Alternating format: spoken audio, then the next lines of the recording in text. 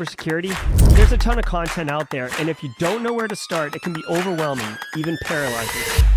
So let's fix that. Welcome to Simply Cyber, a community of tens of thousands of aspiring and active cybersecurity professionals focused on networking, knowledge sharing, and professional development. I'm Dr. Gerald, Auger, Chief Content Creator at Simply Cyber, inviting you to get the answers to your cybersecurity problems with hundreds of cybersecurity videos answering your frequently asked questions, interviewing industry experts, and live streaming daily cyber threat briefings hosted by me. Now get the stories and insights you won't find anywhere else.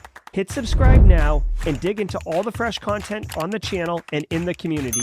Nothing should stop you from launching and leveling up your cybersecurity career today.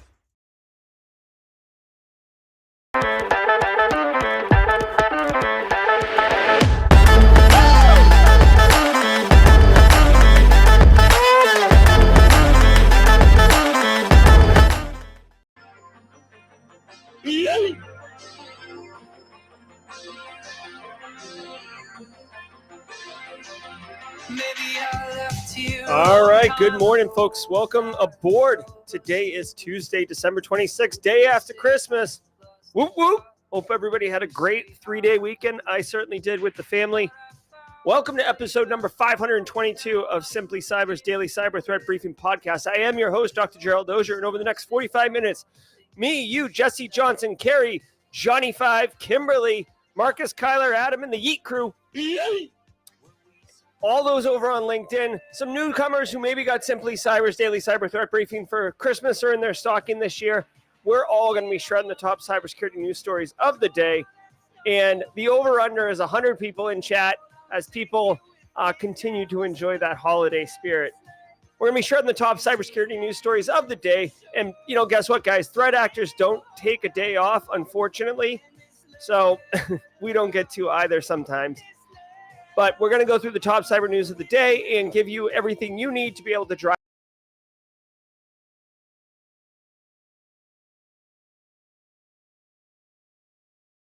In you know, short term, like tactical, right? Or if you're planning for 2024, that's a good way to do it. Also, if you are looking to break in the industry, if 2024 is going to be the year that you just straight up crush it, believe me, you're going to be happy that you're here today in 2023 because you're going to be asked in any single job interview. And you're probably going to crack up when they ask you in the interview, what do you do to stay current? Because this answer, in my opinion, is phenomenal. Plus, the networking is great. Look at all those. Katima, Noble, Regine Franklin, Nia, Divine, Dream Divine, as always.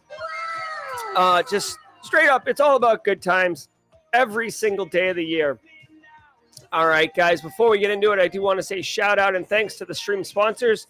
I do want to do one quick serious thing for a moment, though, if you allow me.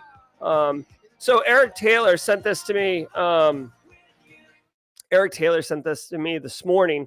So I can't really show it very easily on the screen, but some of you may or may not know that Eric Taylor's son, Hunter, is actually awaiting a heart transplant, and he actually got notified yesterday that he is ready, and he actually prepped in at 7:30 this morning, and he is in surgery getting that heart that he desperately needs. So if you would, we don't do it often on the show, but if you would, I'd like to just take a moment and send good vibes, prayers, if you're into that, for Hunter and for Eric and for the whole Taylor family as they go through this and you know, amazing getting on the donor and having it all work out, and the team over at MUSC, Sean Jenkins. So just a quick moment of silence to send prayers, if you would.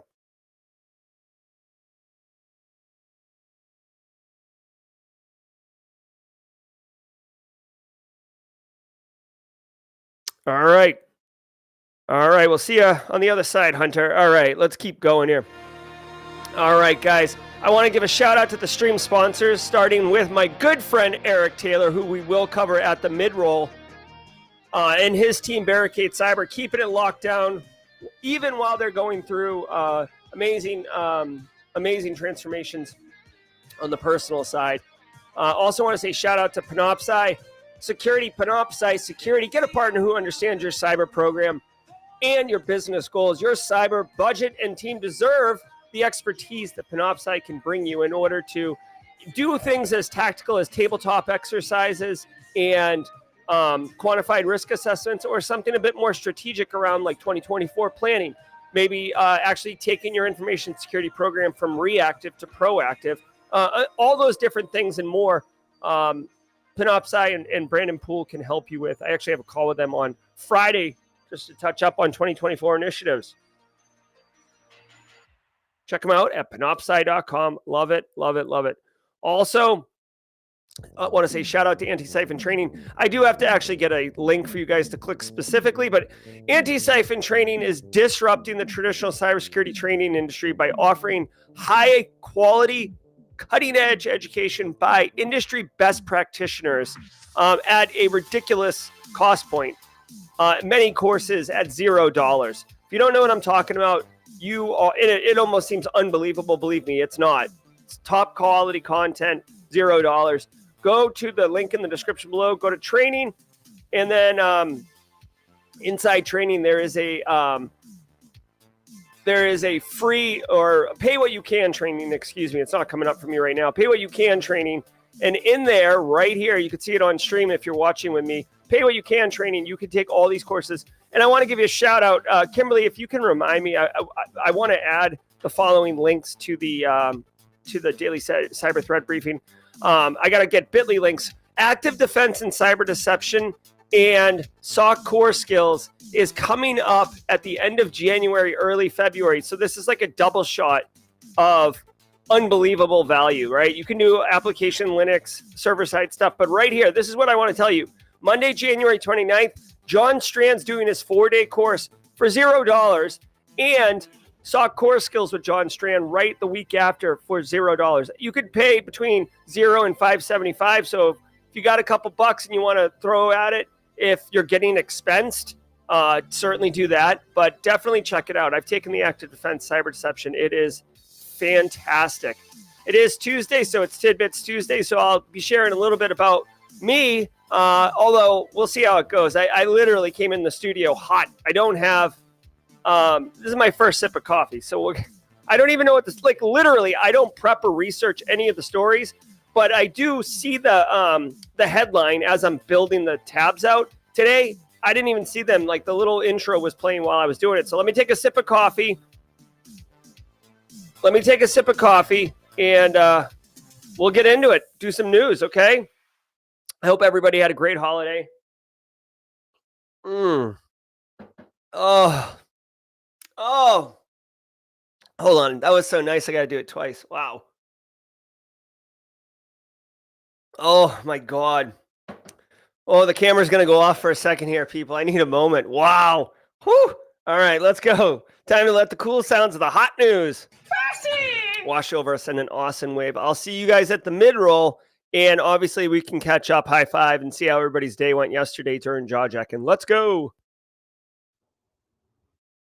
From the CISO series, it's cybersecurity. Wait a minute, dude. So I take 1 day off, and my brain melts where, like, I don't even remember what I'm doing.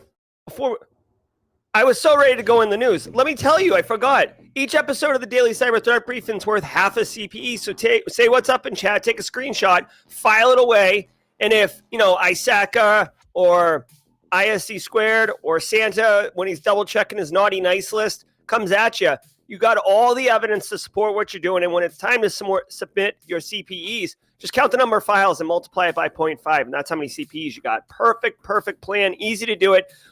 Just say what's up in chat and grab that screenshot. # Team SC if you're part of the Simply Cyber crew. And if you're here, you are. I see Funky Monk with the Team Live. Team Live is also cool. Team SC, though, I'm pushing Team SC. And if it is your first episode, first of all, amazing. This might be the hardest episode for a first-timer to join.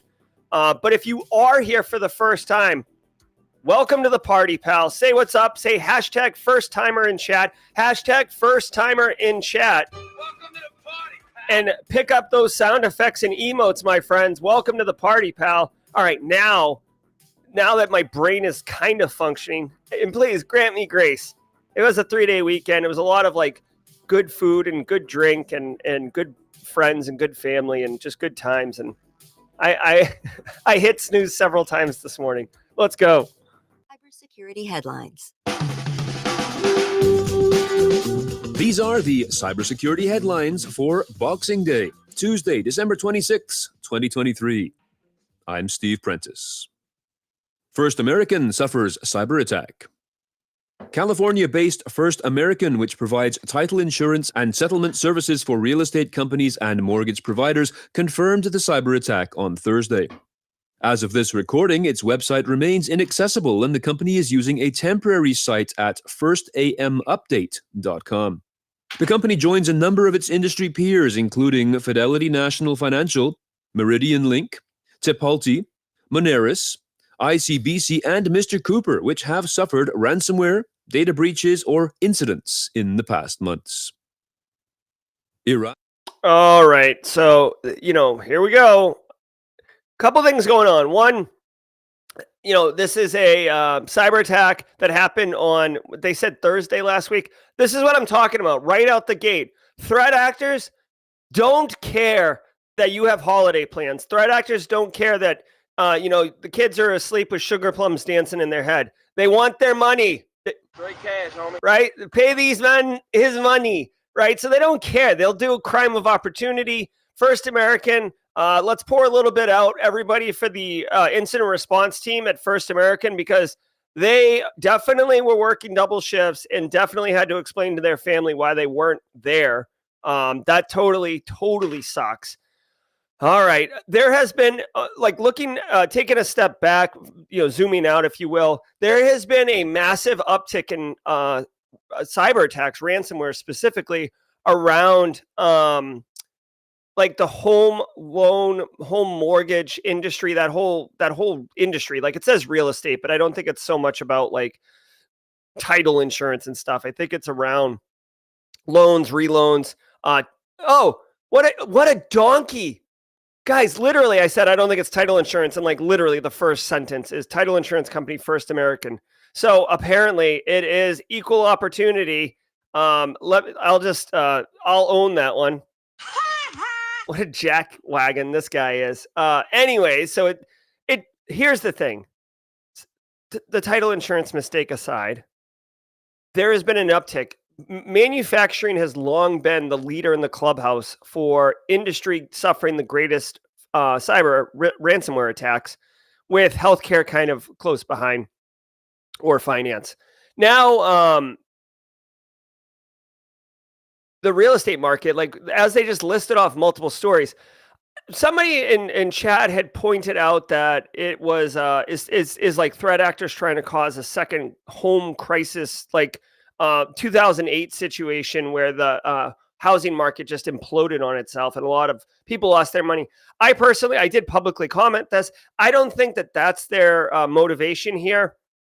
If it happened, maybe that's a secondary win for them. But in reality, if a bunch of businesses are going out of business, that's less targets for threat actors to hit, right? So ransomware threat actors, they're all about a thriving economy because they want as many fish swimming around in the pond as possible to make it as simple to catch dinner that night, right? So if they're trying to drive an economic downturn, they're not helping themselves. They're actually increasing the difficulty level on their ransomware Call of Duty game from novice to veteran. That's a pretty inside reference, but you know what I mean? Like sliding the difficulty slider up for no reason. So the thing I think is, one, these companies have massive amounts of money. Two, they most likely have cyber insurance, right? A lot of the bigger companies do. They just want to get it paid and get back to what's going on. When you're dealing with people's homes and people's money, they become very serious. It's like customers and pissy. For example, First American's website is down. I'm sure that's got to be very, very impactful to a subset of their client base, right? So there's that. Final thing I'll say, when I bought my home, I did buy title insurance. It felt like an absolute scam. I don't know if anyone else feels this way. And since I think it's going to be a slow news story, I'll just throw it out there and we could talk about it in chat, or we could talk about it in chat and at jaw jacking. But I bought my house was like, a couple $100,000. And they're like, hey, for $75, you can have forever insurance that someone can't claim they own this land before you. And I'm like, how is that possible? Like, I am buying the land now. And they're like, yeah. But if someone comes up and says that like they owned it like 300 years ago, then they own it. But for $75, don't sweat it, one-time fee. I'm like, this sounds like so scammy. Like you're selling me a bridge like somewhere, right? Anyways, I never really dug on title insurance, but I did buy it because, whatever. Here we go. Thank you, Subro, for re-upping on the squad. Linked group targets defense contractors worldwide. Microsoft states that the Iranian cyber espionage group APT33, also known as Peach Sandstorm, is using a recently discovered false front backdoor malware to attack organizations in the defense industrial base sector. According to Microsoft, quote, the custom backdoor supports a wide range of functionalities that allow attackers to remotely control infected systems and harvest sensitive information, end quote. The group is known for using password spray attacks in its initial access campaigns. All right, here we go. And thank you, James Randolph. James Randolph saying that it's not a scam. He's actually heard horror stories. So if there is documented, for $79, I don't have to think about it ever again. So I'm all good with that. All right, next story. Way to go, CISO series on a slow cyber news day, pulling out some stories. This is good. So Microsoft is reporting that this Iran group is targeting defense industrial base worldwide. So with a backdoor. So there's a bunch of things here to pull out. First of all, Microsoft has Microsoft has enough sensors worldwide to be able to make reports like this and have it be valuable. Okay, like some stickiness to it. Secondly, defense contractors worldwide. This is really interesting because that's a pretty broad statement, right? So I don't know if they're targeting NATO based. It would make sense. It says worldwide, but like Iran's not going to target Russian defense industrial base, right? That'd be like that'd be like biting the hand that's not that like Russia's feeding Iran, but like they're all aligned on bricks. Like it would be stupid. It'd be like I guess the United States has spied on like the UK before, so maybe it's not all that ridiculous, but they're targeting people in defense industrial base. I don't know why. Possibly espionage reasons to get intel on technology, weapons, troop movements, initiatives. A lot of times, defense contractors. I was a defense contractor for like 10 years.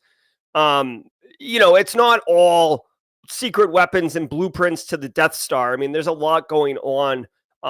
If you think about the military, the DOD, the Navy, the Marines, whatever, they're all businesses, right? They have employees, they have, quarterly operations, they have recruiting and marketing, right? So they have journalism. So it's a full business. So there's a lot more going on. So when you say that you're targeting these people, who knows what they're doing here? Space Tacos with the gifted subs. Did we just become best friends? Yep. Thank you very much, Space Tacos. Wishing you a happy holiday. And they're targeting with a false font backdoor. So the backdoor is a persistence mechanism, but they said they're targeting them with a password spraying attack, which is basically a step above like Metasploit. A password spraying attack is essentially, first of all, password spraying attacks only work if you're not using multi-factor authentication. So get on that. Second of all, password spraying, it's basically like if you've done anything with any offensive security labs or training, like one of the first things you do is a brute force attack, right? You take a password list and you spray it. It's very similar, right? So there's some username password list that's been dumped online. There's hundreds of thousands of them. There's millions of names. You can go find them. They're not that difficult, right? And then they take the username and password list and they point it at something like Office 365 or, probably Office 365 since Microsoft's the one reporting it. And they see if they log in. It's completely a crime of opportunity. It's like just short of firing a missile out of your trunk and driving home and turning on the news to see where it landed, right? Like you don't know what you're doing. There's nothing, targeted or very sophisticated about it. You're literally just walking through an apartment building, trying every doorknob to see if any of them are unlocked. And then when you unlock one, you walk in and see like, what did we get? Who lives here? What are they into? Is there anything valuable we can take? right? And then obviously in this case, they're leaving a persistence mechanism. Think of like this is kind of silly, but like a teleporter in the apartment that they successfully break into, that they can just teleport into the apartment, come and go as they please. But if whoever lives in that apartment finds a teleporter, they can obviously shut it down. I don't know why Iran APT-33 is doing this. Is this muddy waters? Does anybody know that APT-33 MITRE? If this is muddy water, they're kind of like up and oh, this is not muddy water. This is holmium. And they target they've been around since 2013, which is pretty long. So they're probably like the more top tier, if you will. But they're also known as holmium and elfin. So yeah, give it up to Iran. They're between APT-33 and then APT, the Muddy Waters one. I mean, they're really putting together a representative first world cyber capability. Let's look at the Muddy Water one. So Muddy Water is espionage and works for the Ministry of Intelligence and Security. It's definitely Iranian based. In 33. See, it doesn't say, so Muddy Waters, it says espionage. 33, it doesn't kind of identify it as espionage, but if they're putting in a backdoor, it seems espionage-esque, right? And Dragos is the one reporting on this. Dragos is a huge OT ICS incident response firm. So APT-33, the final thing I'll say is it's potentially possible if you work defense industrial base and you are operating OT ICS stuff, that you could be even more targeted by this. Yeah, you could see here, it's talking about 2013, the petrochemical production. Long story short, if you work in defense industrial base, you obviously should be mindful of these things. If you're supporting a company that works in defense industrial base, get ready for CMMC, because that popped last week too. So, defense in depth on this one, guys. EDR agents, C2 traffic for backdoor, beaconing, multi-factor authentication. November saw record numbers of ransomware leak site victims. According to a report from Corvus Insurance, its threat intel group observed 484 new ransomware victims posted on leak sites in November. This represents a 39% increase from October and a 110% increase compared with November of 2022. The report suggests the uptick was in large part due to Lockbit, specifically in relation to the Citrix Bleed vulnerability. Cloud Atlas Wait, what? I like zoned out because of my coffee. God, this coffee's good. After a quieter month, ransomware groups seem to return with a vengeance. Yeah, okay. It might also be because Scattered Spider by way of Lockbit, I think it was, or Scattered Spider by way of AlfCat or Black Cat Alfie. I can't remember which one Scattered Spider was tied to, but like they went ham in the summer at the MGM Resorts and Caesars, and then the law enforcement was, actively, breaking down doors and stuff like that. Now I know that law enforcement recently went YOLO with Black Cat, but it could have been something that drove this. This is a little bit of a speculative hot take. I don't have any intel on what would lead you to believe that that's true, but it's just, if you're reading the tea leaves and kind of reading the room, there's a lot of people who have power that are not following. Like, there's a lot of people with power in Vegas. Okay, there's a lot of money in Vegas, a lot of power. It's not so much mobsters anymore, but there's a lot. Like, when you mess with people's money, like Scattered Spider did, back channels get lit up and things happen. So I've always suspected that was part of it. They were tied to Alfie. Thank you, BSEC. But dude, here's the deal. Hide your wife, hide your kids, like hide your business. Like, ransomware is not going anywhere. This is what is up until it stops making so much money, or the penalty of getting caught for ransomware is so strong and so likely, then it's not going to happen. Like, of course I want to make this a GRC story. Taking GRC for a minute, our basic risk calculation when we're thinking about how bad something is, right?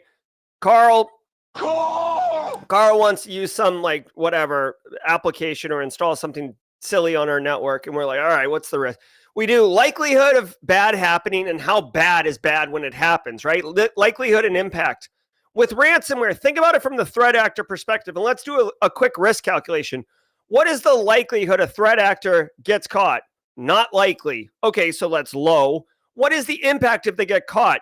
It's I'd say it's moderate to high, but if you look at the grand pantheon, not all the threat actors are getting caught. So like, let's say moderate, high. Okay. So you're still low on the barrier, right? Like maybe not green, but you're like yellowish orange. Okay. Not a high risk at all. Then if you look at the benefit, the return on your investment of accepting that risk, we're doing risk acceptance. This is actually happening.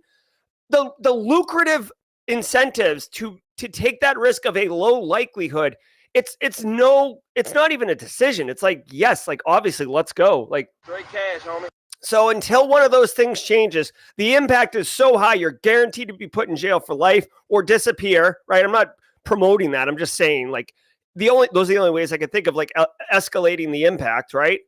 Or you're like, you touch a keyboard and they know where you are and who you are and your likelihood is down. Or you're not getting paid for doing it. That's the only way these things are going to stop, right? Which is why Conti a million years ago, or Scattered Wizard Spider, switched to double extortion, where they took your data, encrypted it, and then tried to sell it because people stopped paying the ransom. And they're like, well, geez, this is kind of hurting our bottom line. How can we monetize this thing over here? Well, let's sell it. Okay, or let's threaten to sell it. All right, there you go. Now, and then they're like, oh, well, let's sell the decryption keys too. And then Conti was like, ooh, like double dipping in here. We got the snow cone and the ice cream cone. Winner, chicken dinner. It's Russian companies. Cloud Atlas is a threat actor group whose origins are unknown, but who has been waging attacks on Russia, Belarus, Azerbaijan, Turkey, and Slovenia for a decade. This most recent spearphishing attack is focusing on a Russian agro-industrial enterprise and a state-owned research company, according to a report from a cybersecurity company, FACT, F-A-C-C-T, a Russia-based spin-off group of Singapore-based Group IB. Cloud Atlas has also been studied by Kaspersky and Positive Technologies, who described some of its methods, including, quote, hiding their malware from researchers by using one-time payload requests and avoiding network and file attack detection tools by using legitimate cloud storage and well-documented software features, in particular in Microsoft Office, end quote. All right. Hold on. I'm curious. Hold on. So this threat actor, Cloud Atlas, is pretty successful. Plus, by the way, shout out. This is a really cool graphic. I like this graphic. It's been linked to a set of spear phishing attacks on Russian enterprise. All right, so they don't know. You don't see this very often reported in the news, okay? Except at the beginning of the Russian-Ukrainian conflict, when it was like straight up like lobbing bombs at each other, digital bombs. Russian businesses are being targeted, specifically Russian agro-industrial enterprise businesses and state-owned research companies. Okay, what does this mean to us? What does this say to me? For me, this says this is a Cloud Atlas has not been linked to any specific country of origin, but it does sound espionage-esque. It sounds like it's NATO-based. And I'm not saying it's the United States, but let's see if we can get any. Ooh, hey, how you doing? All right, so this is written in Cyrillic, so I think it's Russian, but I can't read this. But basically, it's a spear phishing attack. It comes in and gets on your box, and then it sounds like they do all the things that you would expect from a cyber kill chain, installing persistence, setting up logging, C2. There we go. It's all PowerShell based, which means it only runs in a Windows environment. OBS. I know PowerShell can run on other systems, but I'm pretty sure if you're running a PowerShell based backdoor, like Empire, like you're kind of focused on Windows environments, which is not, necessarily out of the question. I just find it interesting. You really don't see often Russian targets because most of the threat actors operate in Russia with immunity for not attacking Russian targets. Like you want to talk about likelihood and impact. The likelihood and impact of losing your top cover if you're operating in like Belarus and you attack a Russian business, like that would be really bad. I'm actually kind of curious if MITRE Tech has anything on origins of this. The United States is really good about their OPSEC.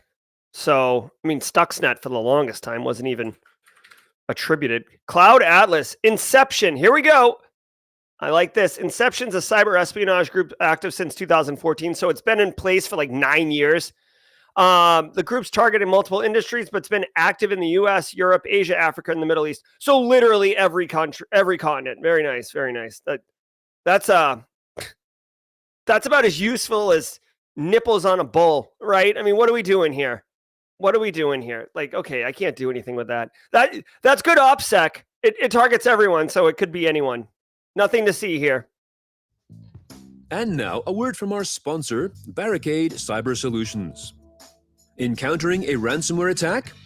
Keep cool and reach out to Barricade Cyber Solutions, the trusted DFIR experts.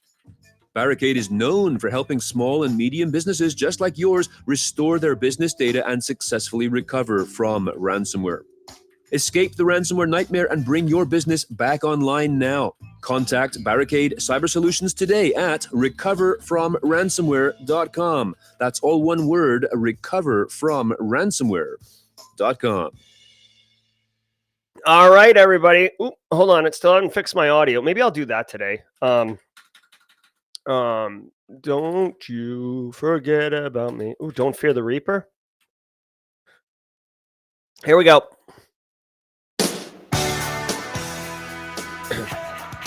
All right, everybody. Holla, holla, holla. Welcome to the mid-roll. I don't think we had any first-timers today, so it's just long-timers in here.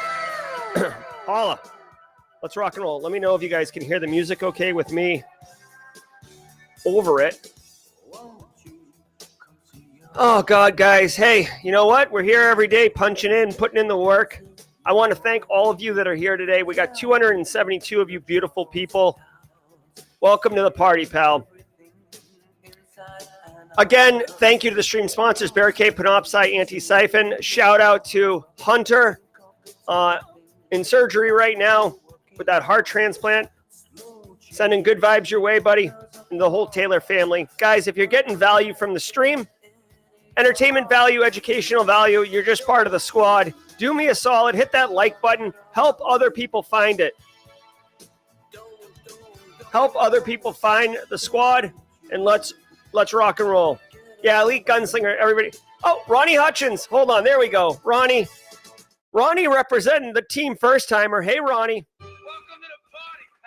Welcome to the party, pal, Ronnie. We got a special emote, special sound effect for you there. There we go. Welcome to the party, pal. All right. Woo! All right, guys. Simply Cyber Community Challenge. Cyber Newbie currently has the baton. Cyber Newbie. We couldn't figure out who you were on LinkedIn. It's really tough when your name is like Cyber Newbie or Mr. Green Reads or Funky Monk or whatever, like a name that isn't Gerald Auger or Randy Edwards, to find your post on LinkedIn. So just shout out to Cyber Newbie if you're in chat. We need you to tag somebody. Hey, mods, can you help Rich Palmer accept a gifted sub? I don't think there's any gifted subs right now to pick up, but you do have to opt into it.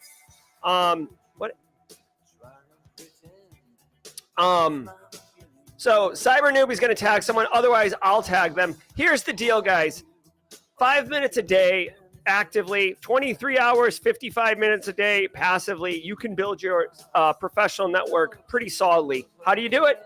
Check it out. For free, go on LinkedIn, search for the hashtag Simply Cyber Community Challenge. You're going to find people who are posting there. They are our baton holders. We pick one a day. Go online and comment on the first post you find with the Simply Cyber Community Challenge post and connect with the people in the comments. Connect with the person who originally posted. You're going to add 10, 15 connections right away that are meaningful connections, members of this community, people who are supportive, inclusive, cybersecurity people. Now, do it again. 5 minutes a day, 5 minutes a day, 5 minutes a day, right? Here's the deal. The next person who comes in tomorrow, later today, next week, next month, when they search for the post and they connect with the people in the comments, you will be in the comments. It will stay there. It'll persist. So you will be building your LinkedIn professional network, which has huge value, passively for 5 minutes. Dude, I say this every day. 5 minutes a day. Come back to me in 2 weeks and tell me it wasn't worth your time. I promise you, you will not say that. You will say, absolutely. Thank you, Jerry. That was a good time. All right. Every single day of the week, we got a little special segment. Yesterday or today was Tuesday, which is Tidbits Tuesday. Normally I share a little bit of personal bit about myself. I had what I thought was a really cool one. I have to document these things because they just come up to me while I'm like in the middle of something. But oh, I got it. So check this out really quickly. My son Grayson got these like Lego blocks for Christmas, right? But they're not Lego. They're called Mega. If you have any buddy in your family or kids or you're an aunt and uncle or whatever, and you want to like straight crush it, these Mega blocks, okay? I thought it was like just a bigger like Lego or something. Like I was like, oh, Lego has like a separate brand or whatever. No. These look like a competitor to Lego, and Lego better watch their back because I hear footsteps right now coming at Lego. This Mega Lego kit or whatever you want to call it, this Mega connecting blocks. First of all, they package it so well. Second of all, it's really, really well done. The build manual is freaking huge. It's like laminated really nicely. It shows like not just like what pieces to connect, but like which actual block piece connected with which block piece. Grayson's got one. It's got like motorized pieces in it. I'm telling you, Mega puts Lego to shame. Like Lego, you've been sitting on your laurels for too long. And I know Legos are really cool, but dude, check out Mega. I love them. I'd never heard of them before, and I am like converted. I know there's Lego maniacs out here who are like straight up loving Legos, and that's fine. Lego's got its place, but dude, even get this, best thing ever. Like the kit itself comes with a tool that's like a little like ratchet tool that allows you to easily separate two pieces. So if you've ever stuck two small pieces together and then you're like, oh, that was wrong. And then you spend like 30 minutes trying to pry them apart and your thumbs are bleeding and you're just like, ah. They literally include a tool that's just like dink, dink. Like, way to go, Mega. Absolutely. I'm a fan. I didn't even get the toy and I'm a fan. I'm all on board. Oh my God. So many people are saying in chat that they've been around for years and years, decades. I don't know what is Lego got a lock on the freaking marketing department or something like that, because Mega Bloks should be destroying what's going on, because to me it's no contest. Lego, you got the little Lego guy face, good on you. You've got the marketing deals with Xbox and the Lego games. Mega, I hear footsteps. Come on. Also want to say shout out to Haircut Fish, Dan Reardon watching with the family. Hey Pearl, hope Christmas was good to you. Let's go. All right, let's keep going. And Cyber Newbie, please tag somebody in chat with your with the Simply Cyber Community Challenge. Let's go. Akira takes credit for Nissan Oceania breach. Following up on a story we brought you on December 7th, the cyber attack on Nissan's Oceania group, which covers Australia and New Zealand, has now become a threat from the ransomware group Akira, who state they will post part of a 100-gigabyte haul of documents obtained during that breach. Nissan has refused to pay the ransom, and so Akira stated on Friday that it would reveal some of the material, which includes employee data, project data, clients and partners information, and NDAs. All right, couple things really quickly. DP, DP dropping a 10 gifted subs. Thanks, DP, so much. Did we just become best friends? Yep. Happy holidays to DP and KP. They are a package deal, just like when you were picking teams in square ball when you were a kid, or kickball if that was your jam. And they're like, we take DP, and DP's like, no, you get DP and KP, and we're a package deal. So shout out, thanks for those gifted subs. And if you're one of the lucky people who just got one of those gifted subs, welcome to the party, pal. Get that Oprah emote going for all y'all. All right, check it out. Akira, great, cool ransomware threat actor gang name. Like, I would be much rather be called Akira than, I don't know, what are some of these other, Scattered Spider's not anything to be, like pass your nose up to, but like Akira is pretty sweet. They claim to steal a bunch of data from Nissan Australia. Nissan told them to suck it, right? Nissan told them, like, hey, check your stocking. A lot of coal in there. And guess what else you're not getting? Straight cash, homie. Yeah, you're not getting straight cash, homie. We're Nissan. You suck. Moving forward. Later. So, Akira, the only thing you can do as a ransomware threat actor gang when your victim calls your bluff is to, like, spam out whatever data you got. Essentially, it has no value to Akira. What they're trying to do is basically force Nissan to get scared. Akira, 2017 called. They want their extortion techniques back. Like, that doesn't really work anymore. Nissan's like, whatever. Like, go ahead, leak NDAs, leak emails. Like, we're fine with that. The one thing I would say is Nissan Australia. Australia did pass some legislation saying that if you got attacked, like had a cyber incident, there were going to be these huge fines that you'd have to pay. I said it when Australia passed the law 6 months ago. And I say it every time an Australian story comes up, show me the fines, because it seemed like a lot of posturing and a lot of flexing. And I said at the time, this is fine. This makes me feel warm and fuzzy as an Australian citizen, but let me see the teeth. Let me see it take a bite out of a company when they actually get hit.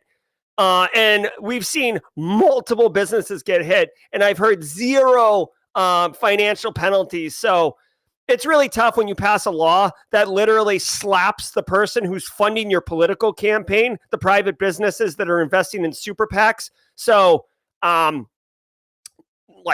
short-sighted, great pub. Ooh, man, look at this too. By the way, just quick shout out. I do love a Hercules monochrome look and feel. This is OG. Like, I feel like if you're old, like, this is like nostalgia and vibes. I straight love it. Also shout out to Bo Bullock, dafthack.com, who released a website, CTF at dafthack.com, that has a similar look and feel. So good. All right, let's keep going. Oh, by the way, if you work really quickly, just to help, for people who want to utilize this, if you work in the automotive industry or manufacturing, because this is, even though it's automotive, it's a manufacturing story. Use this information as, to help drive budget requests.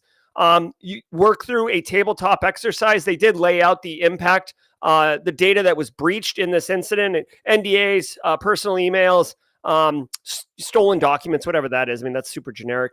But run that through as a tabletop exercise and say, hey, this information got out. What are we going to do about it? Like, are we going to, they're asking for $1 million ransom. What do we do? Like, do we want to do this? Yes, no, whatever. And then use that as the use case. I definitely want to get a live stream tabletop exercise is going in 2024. I'm just I got to get Cyber 101 done. I'm being pulled in a couple different directions, but look for tabletop exercises, live streams in 2024. I think it's going to add huge value, and we could sprinkle in, like it's pixie dust, backdoors and breaches. Kazakhstan to extradite Russian cyber expert to... Oh, hold on one second. Mod's coming in. Alex Rosado wants the baton. Judges? All right, Alex Rosado, you got it, buddy. Let's go. All right, Alex Rosado, hashtag Simply Cyber Community Challenge. Looking forward to your post on LinkedIn. Build your network. Thanks, Alex. Moscow despite U.S. requests. In another story featuring the Group IB spin-off company FACT, F-A-C-C-T, its head of network security, Nikita Kizlitsyn, will be extradited to Moscow to face hacking and extortion charges for breaking into a commercial enterprise and holding its data for ransom.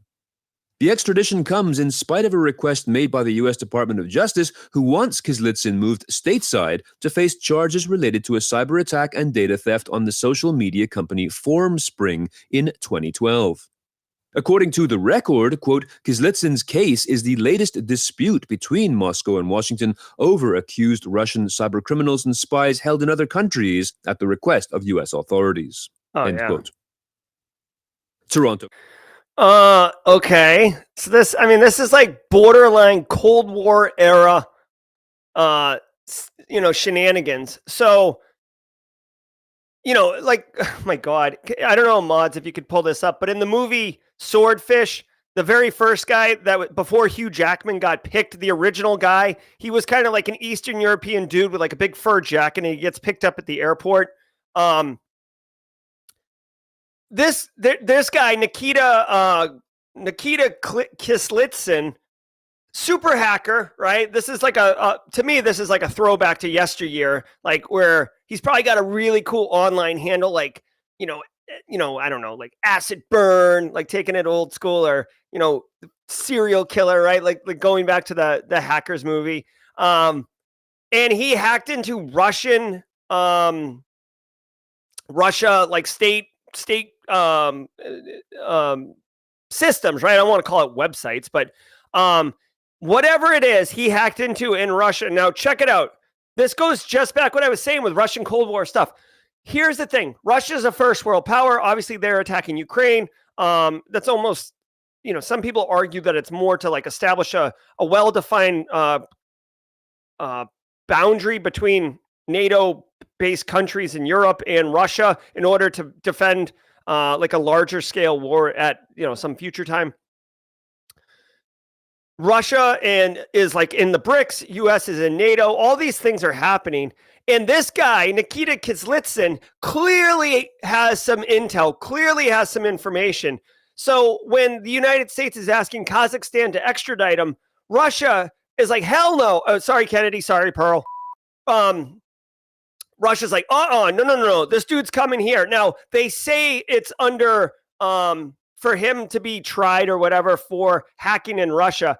Again, tinfoil hat. I'm not 100% sure on this one, but think about it for a second. This dude clearly has intel, right? So if he comes to the United States is going to extract it from him for sure. If he goes to Russia, either the Russians can keep him from releasing it, or the Russians can make him an example of why people who operate in Eastern Europe do not attack Russia. Going back to what I just said a little while ago about how a lot of these countries, a lot of these threat actor gangs operate with immunity in Eastern Europe because they literally have bulletproof protection under the auspices that's very simple. You can operate in Eastern Europe or Russian-controlled spaces if you don't attack Russian businesses or people, and if Russia basically asks you to do a solid, you do it, i.e., weaponizing you as a cyber capability from time to time. The rules are simple, and occasionally you see things like this where, again, I don't know if it's legit where he's going to be tried in Russia, or if it'll just be like a farce type trial for the sake of like media. And Russia's just extraditing him to basically protect him from being, have information extracted from him by the United States, but he definitely knows what's going on. I would love, I'm going to make it a point. I would love to kind of follow this guy's story. He's definitely going back.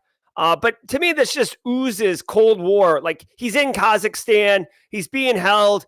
Multiple first world power countries are trying to pull him. I'm sure CIA was there. Department of State was trying to like wrangle some people, call in some favors in Kazakhstan. I mean, this is like the opening scene of a Mission Impossible 12, right? And the Tom Cruise is going to have to like use his walker and run with it and like get Nikita out. We'll see. Feel free to use that one, Sony Pictures. Public library remains a crime scene after a ransomware attack. This story follows an attack that occurred in late October. The library, far from being a single building, has 100 branches across the city and employs a staff of 5,000. City librarian Vickery Bowles stated in a year-end blog post that although certain services have been restored, the library remains a, quote, crime scene, end quote, given that employee data was stolen and that a great many computer systems are out of operation. This, she says, has impacted Toronto's most needy and vulnerable citizens who rely on the library for access to computers and to the internet. Bowles also explained that the lengthy recovery is taking months because, quote, the library needs to bring everything back in a way that allows it to prevent future attacks, end quote. All right, so this is just a follow-up to the story of the Toronto Library. I don't know, there's something... Librarians kind of hold a special place, at least in my heart. Like, they seem like warm and like they're almost like comfort food personified. I don't know if that even makes sense, but I usually just say what I'm thinking. But like librarians, it's like, like you're the gatekeeper to like knowledge, and like this is, you know, when was the last? I mean, I know some librarians, they're usually depicted as like, you know, almost unbelievably firm and rigid about noise in the library, but besides that, they're usually like, oh, like so comfortable. This librarian sending out an email to everybody expressing deepest appreciation for support with gratitude and heavy heart. I mean, this is not a ChatGPT developed email from this librarian. This librarian, it almost reads like she penned it in calligraphy with like a felt tip pin fireside. You know, at the end of the day, guys, if you're trying to educate this, here's the use of this story, okay? I feel like this story smacks with emotion and, you know, the human impact downstream of a business that you may think like, whatever, you know, it's fine. You can use this to kind of convey like, you know, there's real people who are really impacting. It's not straight up the business and, you know, straight cash homie all the time. Straight cash, homie. Sometimes it's, you know, there's human impact. Now, over 10,000 people have registered for new library cards. They've taken out, physical takeouts of the books have happened a while. So they say that in the story, they said that the city, like Toronto, the city's most needy people are unable to access services. I mean, with all due respect, okay? And again, I'm shooting from the hip right now. So I don't research or prep for these stories. So let me just tell you what I'm thinking is if I'm the most needy person, like, okay, I guess like if I'm really needy and a book is also in my Maslow's pyramid of needs, I need food, shelter, clothing, and a good book. I would physically go to the library. Like if I'm so needy, but I can only access the library over the internet, that means I have internet. Which means I have like a computer or a cell phone. Like it just, to me, I feel like it's a bit hyperbolic to say the city's most needy people are being left out in the cold, pun not intended. But anyways, people are still screwed, right? I mean, there is a human impact to this. So we're just going to roll on that. And now, last week in ransomware. One of the biggest stories of the past couple of weeks has been the FBI raid on Alf v. Black Cat, which resulted in the retrieval of a number of decryption and Tor private keys that were then used to decrypt 400 victims for free. As a result of the tug-of-war between the FBI and Black Cat, who now effectively share the decryptors, some affiliates are choosing to work with Lockbit instead. Also, in addition to those companies already mentioned in this episode, last week saw the University of Buenos Aires suffer a ransomware attack, as well as VF Corporation, the owner of brands like Supreme, Vans, Timberland, and the North Face, which has disclosed not a ransomware attack, but a security incident that caused operational disruptions. All right. And I do like books. I mean, if you've been a long timer, you know that I'm a pretty... I mean, I'm not a ferocious reader, but I do read quite a bit. I've usually got at least 2 books going. Yeah, 100%. See, Brian, sometimes homeless uses the library. Yeah, like physically, the library is still accessible. And like you can go into the library, you can take a book out, you can sit there and read the news. All right, so check it out. It's you know, the first day of the week, or the first day of the work week. So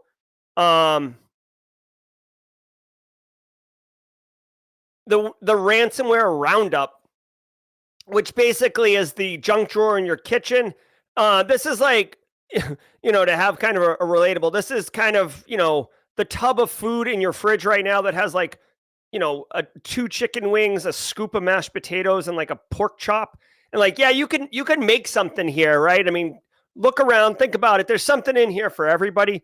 So regardless of where you work, what you work, there's usually something in here, right? The big news is that law enforcement took down Black Cat Alfie. Regulators, mount up. It was a Right, so Black Cat Alfie's been taken down, which has been really good. Black Cat Alfie continues to like argue with law enforcement about the reality of that. The one thing that I do find interesting, and again, I don't know if you guys notice, I do this a lot, but like these ransomware cybercrime gangs, they're basically businesses. So you have to apply business principles to them in order to really predict what they're going to do and appreciate what they're doing. Again, I don't condone cybercrime, okay? But so when I say appreciate, I mean from a pure academic business operations perspective, they do things well. This one, Black Cat Alfie gets taken down by law enforcement. Now, you are an affiliate of Black Cat Alfie. You've committed crimes. You've been getting paid. You drive a wicked nice car. Way to go. Black Cat Alfie gets taken down. So now you have concern like, okay, like, is law enforcement got my IP address? Does law enforcement have screenshots of me talking to them? It's too hot, right? It's too hot. The likelihood, going back earlier to my GRC story, the likelihood has gone up because of this law enforcement intervention. Lockbit is across the street, right? It's Lowe's and Home Depot. Lockbit is across the street. I can buy my hammer, nails, and ransomware at Lowe's or Home Depot. I can buy it at Black Cat or Alfie or Lockbit. It doesn't really matter to me as an affiliate. I just want to get some malware and get paid. Great cash, homie. So no surprise, at Black Cat Alfie's losing market share of affiliate threat actors because law enforcement's intervention. And good. I hope law enforcement goes after him. I hope Lockbit, that I don't know if this was on stream the other day, but like somebody showed it to me. Lockbit and Alfie, like on dark web forums, are like chatting with each other about teaming up against law enforcement and like, like Wonder Twins Unite kind of thing, like the enemy of my enemy is my friend kind of thing. We'll see if that does anything. We have seen some large posturing by threat actors a few times in the past year or two. Notably, if you remember, Revil and Killnet Russia. This is a pretty specific one, but Revil, and who has since been disbanded, but Revil and Killnet said that they were going to attack like the Ukrainian stock market or Ukrainian businesses or something, like on a certain day at a certain time. Like they were like boogeymen, like, whoa, like you can count down and set your watch to it.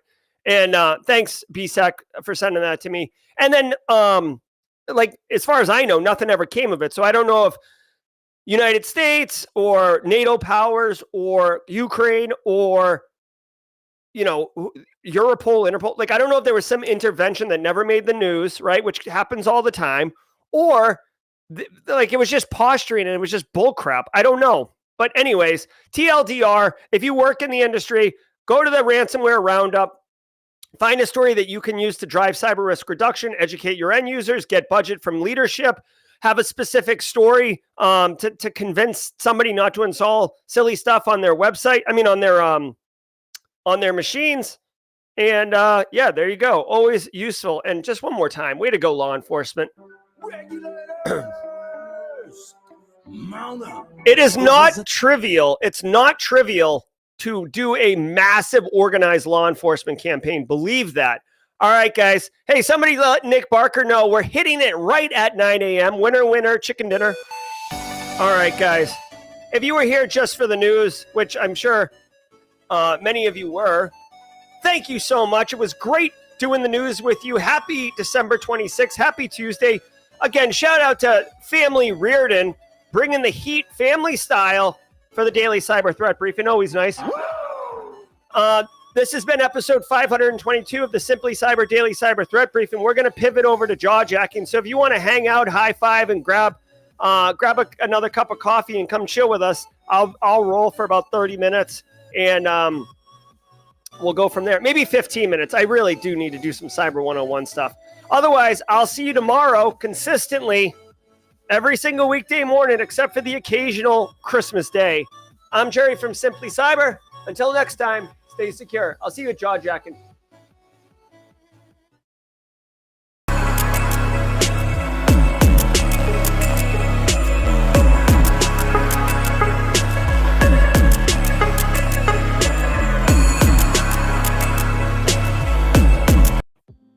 What's up, everybody? Welcome to the party. I am your host, Jerry Guy. This is Jaw Jacking. It's basically a chill AMA coming hot off the heels of the daily cyber threat briefing, where we just hang out, have a good time, answer questions, share wins, support losses. All about good times. Justin Rohr's here for the long haul, my man. Good to see you, Carrie. Hope everybody had a wonderful holiday. I got to tell you guys, I celebrate Christmas. Christmas on Monday. Oh my God. So good. So good. I love 3-day weekends. Chris Whitlock wanted to know what the ETA for the Cyber 101 course is. No, not March. Like this, I will have, so Chris, beta testers will be in first week of January, I hope. And, we will have live students. I've got 9 students as pilot students from the university up in Massachusetts I've been working with last week of January. So it is going. I've been having a real challenge with the labs. Unfortunately, I'm having to, it's kind of supply chain issues. I don't have the infrastructure to host the lab. So I've been working with a third party that technically is quite capable, but operationally it's been a bit of a struggle. Hey, Lyle Murden. Yes, thank you. My doppelganger, Dr. Gerald Auger.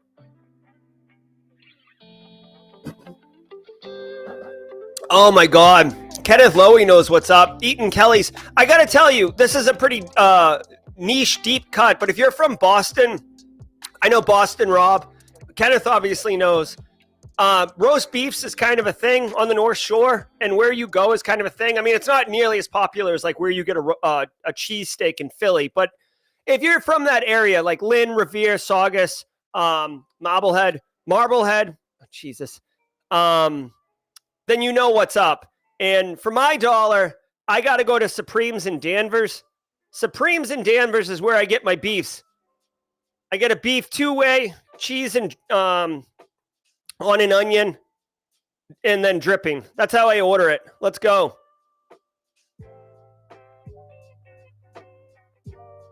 By the way, that sandwich I order is literally like 4,000 calories.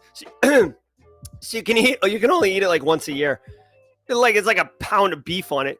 Hey, Jerry, quick question. This is from Evan Barnett. Do I really need to post frequently, like more than 5 times a week on LinkedIn? Will being super active matter as long as you keep info like certs updated? So, Evan, it depends on what your goals are, okay? If you're trying to build presence and do those type of things, then more frequently is better. But what I would say is, for me with LinkedIn, I'm kind of I wouldn't consider me like normal because I've got all these different things that I'm trying to promote and let people know about. If I was just doing myself, I think quality is going to have a larger impact than quantity, right? So if you have a cool resource, share it, right? But if you're just hey, happy Tuesday, that's fine, but it doesn't have as much sticking power. I know it's very difficult, Evan, to have a quality post every single day, sit down and do a thought exercise. But what I would say is a way you can not weaponize it, but definitely take advantage of it. Whatever you're working on, say you did Advent of Cyber, say you're building Eric Capuano's SOC lab, say you're, studying for a cert or whatever, sharing those things. And then again, stay with me here. Write it offline, write it in a Notion template, write it in a Excel spreadsheet or whatever. And then maybe every once or every 2 weeks or 3 weeks or whatever, if you had something that was particularly valuable, oh, hey guys, here is a resource I found, the SOC analyst lab, right? You can take that post and repost it. And you can do 2 things. 1, you can change the graphic associated with it so it looks a little different. 2, you can highlight something else in the first sentence or 2 about that course, but then keep the bulk of the post the same. And 3, and I know this from a lot of experience, okay?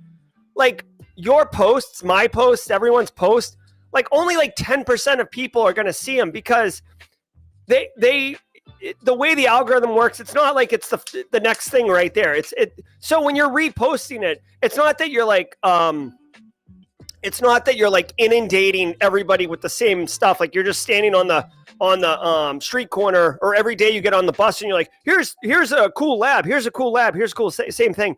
Like it's literally like different people on the bus every day, right? So, or think about getting on the subway, right, or a train. When you get on it, it's different people standing around you most days, right? Sometimes it's the same person if it's the morning commute, but not all the time. So you can get a lot of value from resharing, and which gives you the ability to scale up, Evan, because you're still producing quality content and you can do it a little bit more frequently. Again, you need to like balance that, obviously.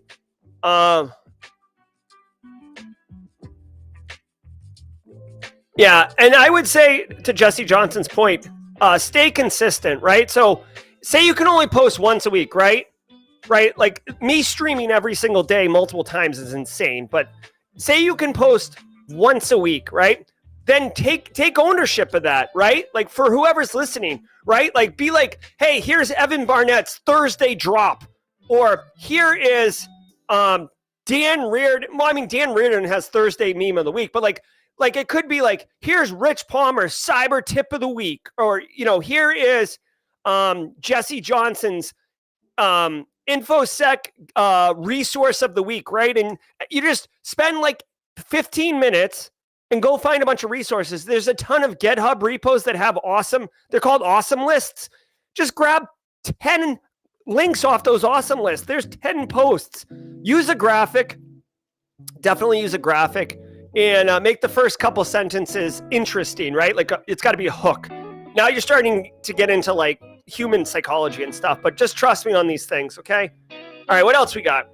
God, this coffee's good. Shout out to Brett Mason, Josh Mason's dad, and Coffee Roaster. Oh, I texted your dad this morning, Josh. I'm ready to get the train up and running on getting this coffee in a more consistent, like I need to get the Amazon subscribe going for this coffee. Oh, so good.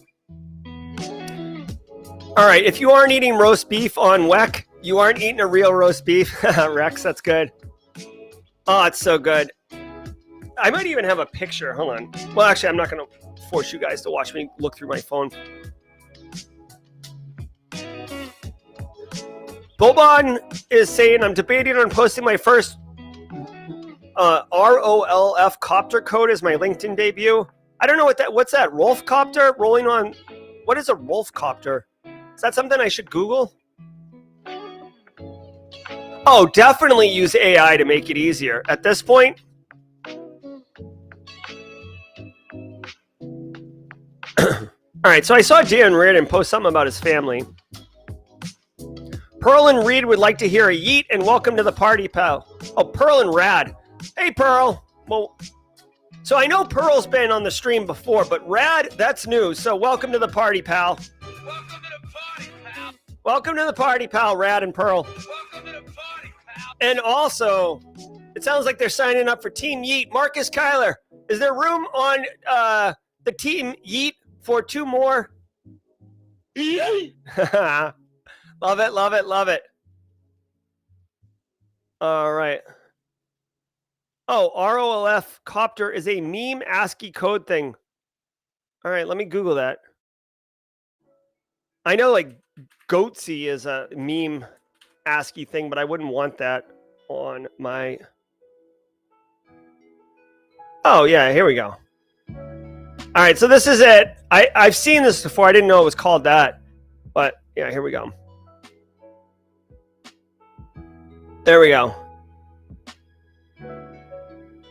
You can see this is the Python script I do to pull the headlines every morning. There we go. This is how the magic's made right here for the headlines. I do got to tell you, like, getting, well, here we go. Marcus Kyler says Pearl and Rat are in the Yeet crew. There you go. Welcome aboard, everybody. Oh, man. So good. I love it, Bobon.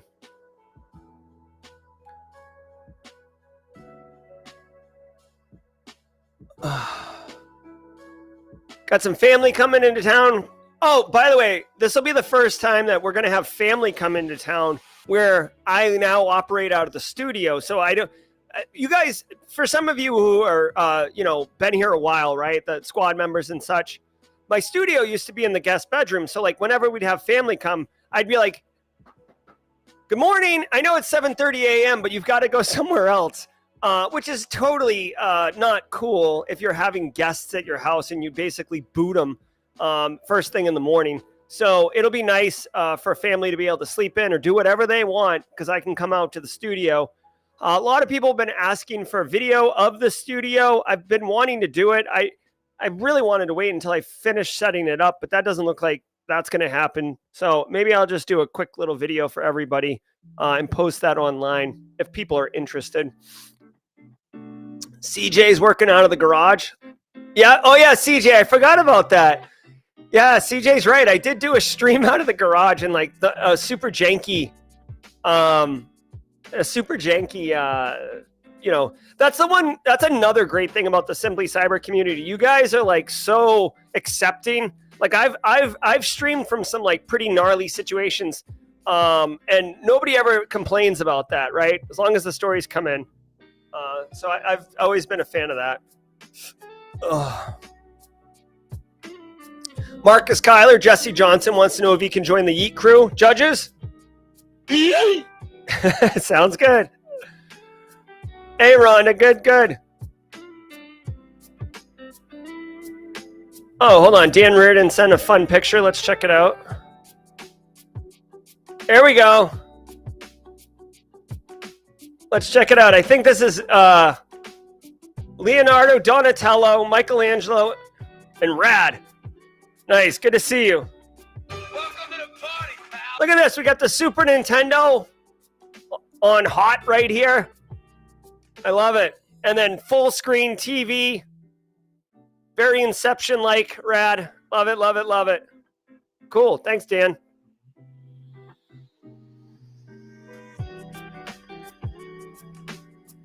All right. Where's everybody at? What are we doing? Thanks, DP. I can't remember. Like, I don't know if mods could pull this up. It was probably around Christmas time last year, honestly, when I did the garage stream. If someone found it, it might be hard because I definitely didn't name it the garage stream. But Legrat is in here. 48 Laws of Power. No, I've never read that. Let me Google it. 48 Laws of Power. I feel like I heard of it once in like a motivational video or something, but let me take a look at it. Anybody into guitar? Evan Barnett, settle in, buddy. There's a subset of Simply Cyber community members, including Jesse Johnson, who shred at guitar. Here's the 48 Laws of Power. Let's see what this is. Ruthless, instructive, a definitive manual for anyone interested in gaining, observing, or defending against ultimate control. What is this? Never take your position for granted. Never let any favors you receive go to your head. Never waste valuable time or mental peace of mind on the affairs of others. Okay. Very cool. I feel like I'm living some of these things already, but yeah, right on. I haven't heard of this, but if someone's got a thought on it, I'll be interested. Add it to the book club.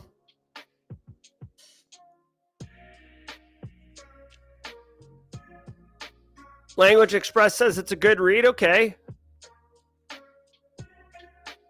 Cool. Yeah, Evan Barnett. We got the guitar. Hey, I got to tell you, Wild West Hackin' Fest had a like an open mic night, which kind of was more of just a jam session.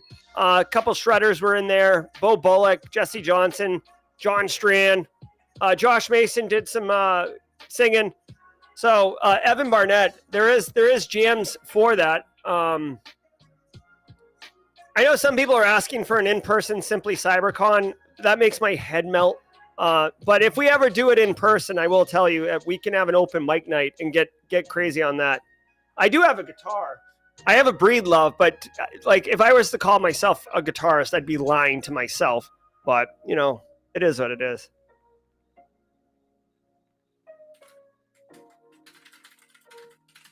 Hold on.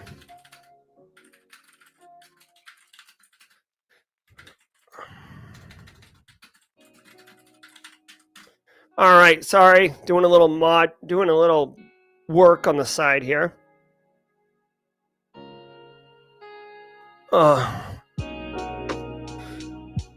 Cool.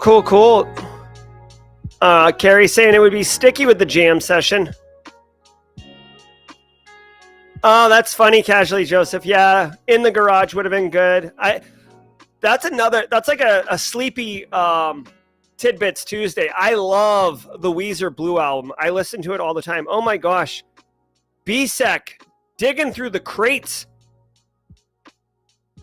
BSEC, digging through the crates. Leave it to a DJ to dig through the crates and find that one song. Here we go. Oh, it's the old intro too. The modem intro. Here we go. See if I can get a full. I never changed the screen to the double cut. But anyways, yeah.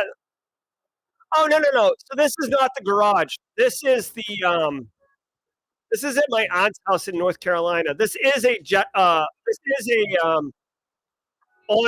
is a remote stream, but this is actually in North Carolina during Thanksgiving. I honestly think it was probably right around the Christmas time of last year. A nice pull. Shout out to Base Case. That Simply Cyber flag in the background's looking good. Oh, Josh Mason coming up with ideas. You got to be careful with Josh Mason. He's got big ideas. All right, what else he got? By the way, really quickly, just looking at this stream, shout out to some long timers. This is from last year. Holler at you, Liam, Joel, BSEC, James Udakudo, Dennis Owa, Jim Wales, always. Kimberly can fix it. Kimberly in the green, now a mod. She's blue. She's got a blue badge. So many cool things to see over time change. Evan Barnett said we could do a Simply Cyber shred collab. Yeah, I'm down to support whatever. We'll have to figure it out. I suck at Pearl and Rad. I'm not good at guitar. I got to bar chords and was like, no, I'm good.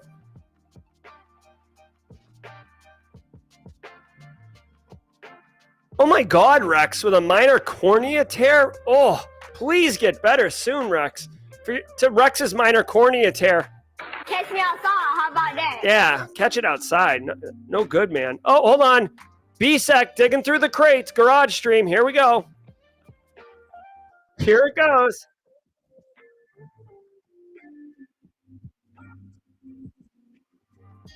I don't even know what this is going to look like.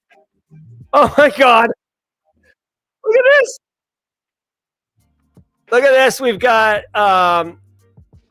the beer fridge. We've got bicycles. Garage. Like this is the garage stream. Harish Kumar, who I haven't seen in a while. Harish, garage style, love it. Jim Lunn with the garage discussion. So this is it. This is us right here in the garage. Way to go, Simply Cyber community. What a pull. Such a deep cut. Oh my God. That's funny. Thanks so much. That's so funny. Lazar Rivera up in here.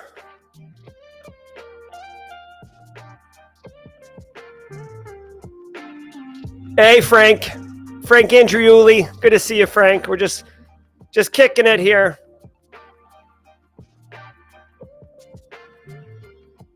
I love that. I forgot I had like the Simply Cyber on location mic. Legrat.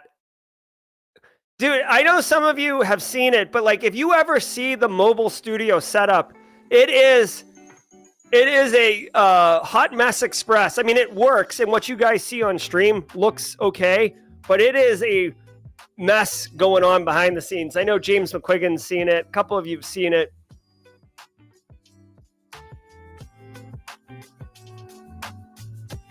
All right. How's everybody doing, though? Hope everybody's feeling well.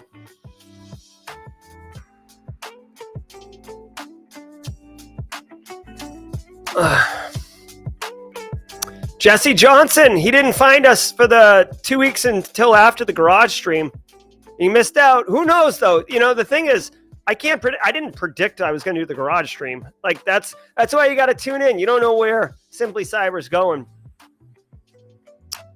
Got my first IT job last week after months of interview. Greg does stuff. Yes, sir. Yes, sir, Greg. Shout out to Greg does stuff. Greg does IT work, not just stuff. Way to go, man. I know that interviews are a grind, and businesses are belt tightening, and the end of the year can be really tough to get interviews and stuff. People are pushing off to the new year. So shout out to you, dude. Yes, Marcus Kyler with the best Christmas in a long time. Love it. Love it. Love it. Love it.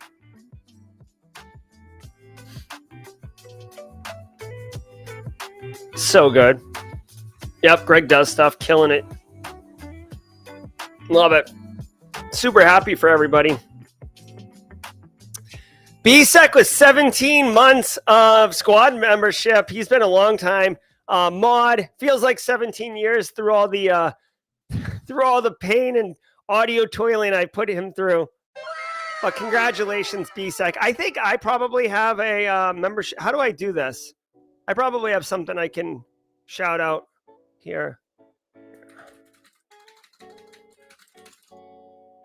Oh my gosh, hold on.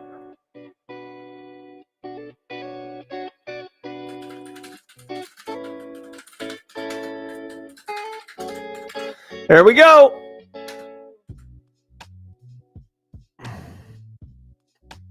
There we go. There's mine.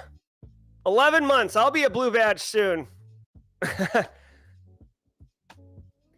Casually, yeah, 100-foot Ethernet cable. I do have a 100-foot Ethernet cable. OBS. It's all good. All right. So cool. Justin Moore, I don't have a choice but to start applying. The company I work for is closing next week. Oh, that sucks, Justin. I'm sorry to hear that. I don't share this often, but there's a really good website. It's layoffs.fyi. I saw this tip, and mods, if you can help me. Yeah, BSEC's been around for years. I think BSEC and I met along with Base Case when I was a guest on Neil Bridges' stream a while ago. It was like June of 2021. Not like it was June 2021.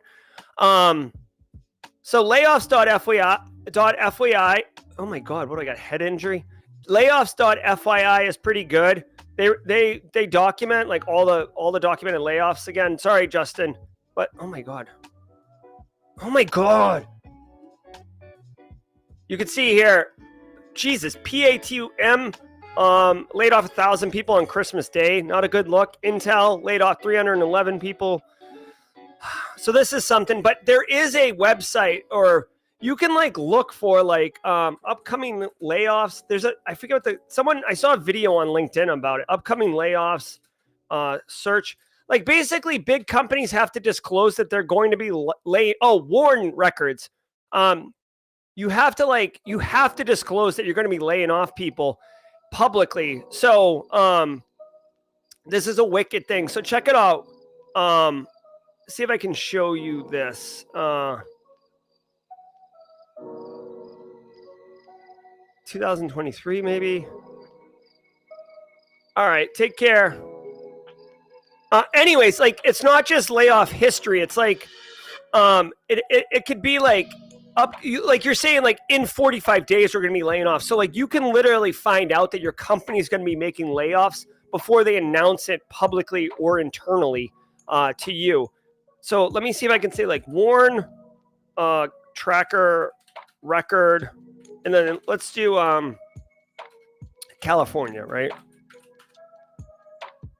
Lorne latest. Yeah, here it is. You have to go to like the actual one for the state. This is a state-based thing. So let me see. Warn notices. That's the thing. So is it Warn records? Believe me, this will be worth it if I get it right.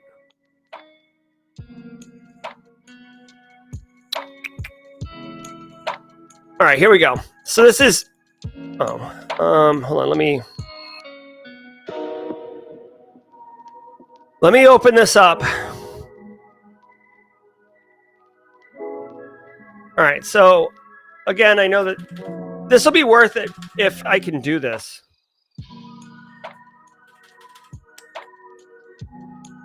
All right, so here's the thing. It's like, it's the effective date. So they have to do it at a certain point, but then the effective date's the one that you want. So can I do,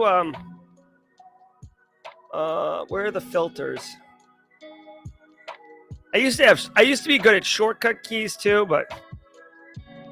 All right, so check this out. I'm filtering by 2024. Okay, this hasn't happened yet.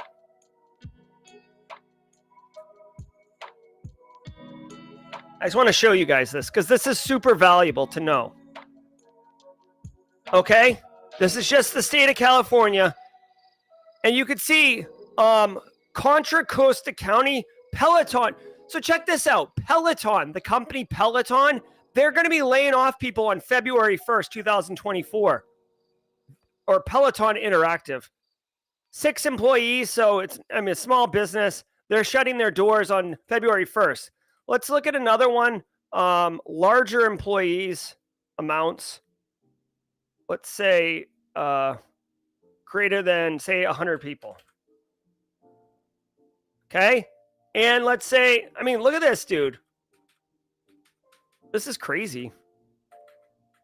I'm trying to find a company we all know. Amazon. Okay. Amazon is laying off 114 people. And if you're watching the stream and you're finding this out that you work there and you're finding this out, I am so sorry.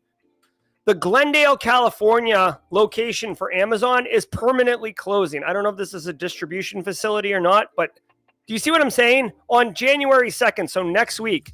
I don't know if they've communicated that out or not, but this is it. Right? This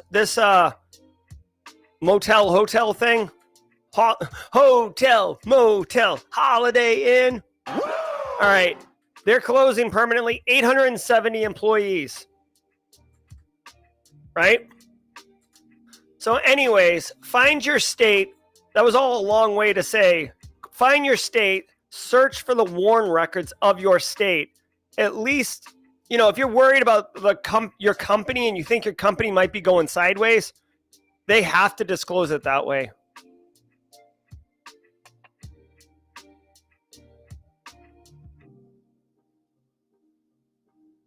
Hey, LeGrat. Red shirt, Enterprise, I like it. Makes me think of Dave Shapiro. That's funny. Gary Sturgiadis in the house. Is there a site that compiles major hiring data, like when a Google or Amazon has gone on a hiring spree? Not that I know of, but if anyone in chat knows of a major hiring spree kind of website, let me know. That's right, Marcus Kyler. You know what's up, dude. See, Marcus Kyler and I are always and Boston Rob, we're always kicking it old school. Possibly BSEC, but I'm not sure. I don't think it is. BSEC said he thinks it's public companies only. I don't know about that. A 6-person company, I don't think it's public. I'm not going to do the research right now, but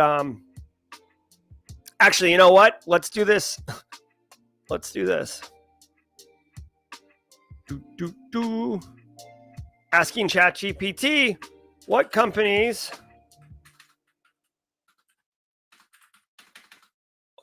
And these are required to submit WARN record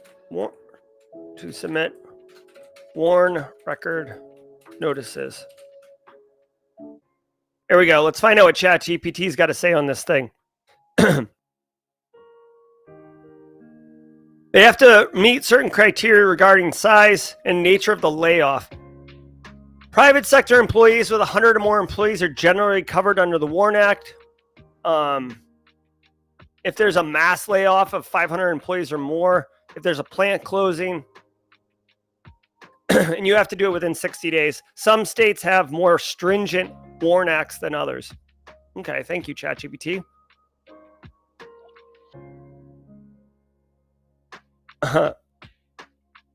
Oh, Justin Rohr, you're great, man. Alex Goodwin.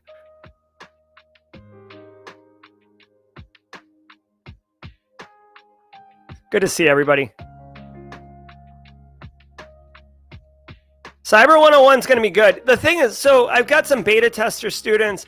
I really wanted to wait until the labs were set up so the beta tester students could be like full on legit beta testers, and the labs, man, it's brutal. I really don't want to have to pivot, but I will tell you, being an absolute glutton for punishment, yesterday, like, again, I know I'm supposed to be taking it easy, but on December 24th, Christmas Eve, it was kind of chill. People were taking it easy, people playing games or whatever. I outlined my next course, and as much as I want to do the YouTube, like how to make a YouTube channel course, which is a lot of fun, my next course is going to be like, it's basically going to be The Apprentice. Okay. I talked to and confirmed, I have a company in Charleston that has agreed to allow me to do a full enterprise risk assessment on their business and film the entire thing, including the interviews, all email comms. I will be fuzzing people's face out for anonymity, and I'll be changing some of the answers so I'm not basically doxing what their cybersecurity posture is publicly, because that would be ridiculous. But it's going to be a full-on like immersive experience. So you, the student, is going to come in, and I'm like, "Hey, what's up, new hire?" And you're like, "Awesome." And I'm like, "Let's just run an enterprise risk assessment." And then it'll be like lectures where it's like, "This is how we're going to prep it." And then it'll be like, instead of labs, it'll be like the actual execution of the preparation and talking to the client and everything. And then on site, and likewise with the lectures. My only question, and actually, I'm going to pop a poll really quickly. I have a question for people.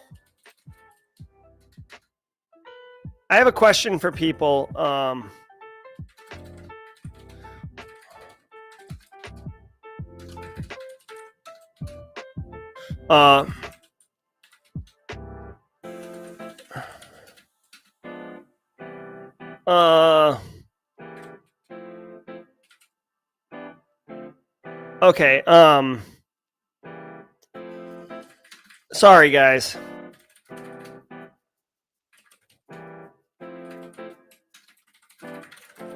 So this poll is going to look like crap, but before you vote, please hear me out.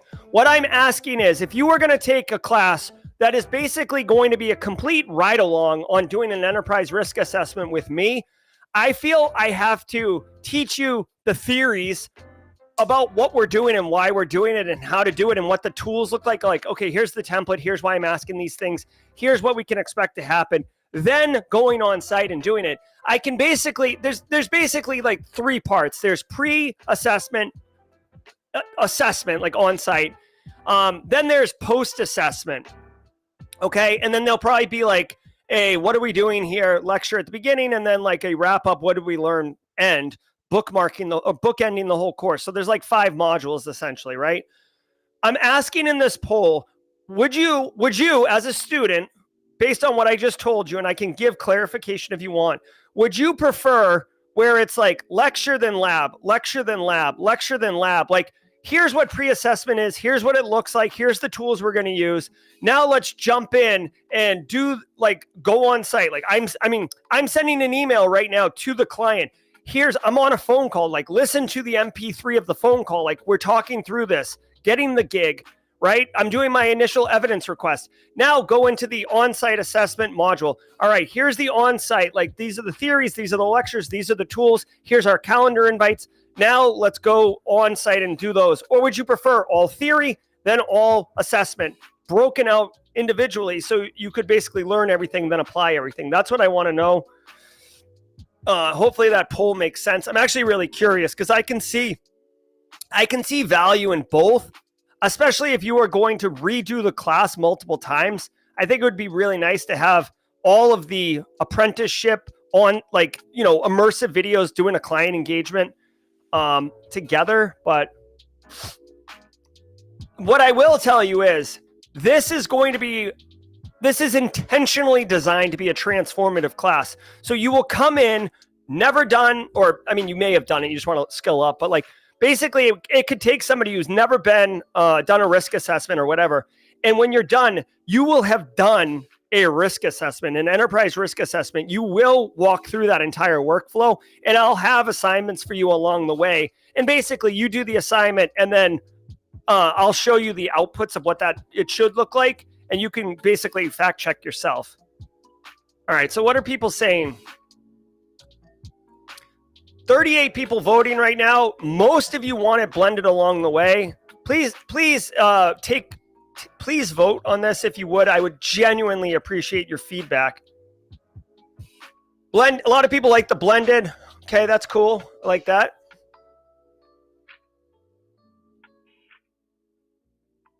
All right, so Michael McBride saying learn it, then do it. I'm not sure if that means the blended approach. All right, a lot of people think the blended's better because your ability to apply it right after you learned it is good. Okay. Alpha Sierra. So you know what I could do, kind of to Alpha Sierra's point, I literally could have the labs blended along the way and then just have a module at the end that's all the labs, and as a courtesy, and say hey, this is all the same content that was already in the course, but I've compiled it here so you can go through the entire assessment again if you want, more out of convenience. I don't know if you guys like that. That's duplicative, so I'd have to manage both, but I'm willing to do that.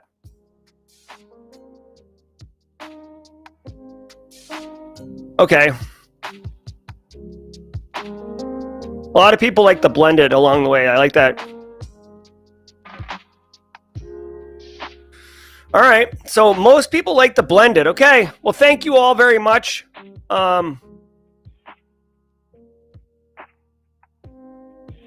Lecture all, then lab. That would prove that you could retain it. Okay. Alex Goodwin saying there's a higher likelihood of retention. Okay. All right, well, then I'll do blended.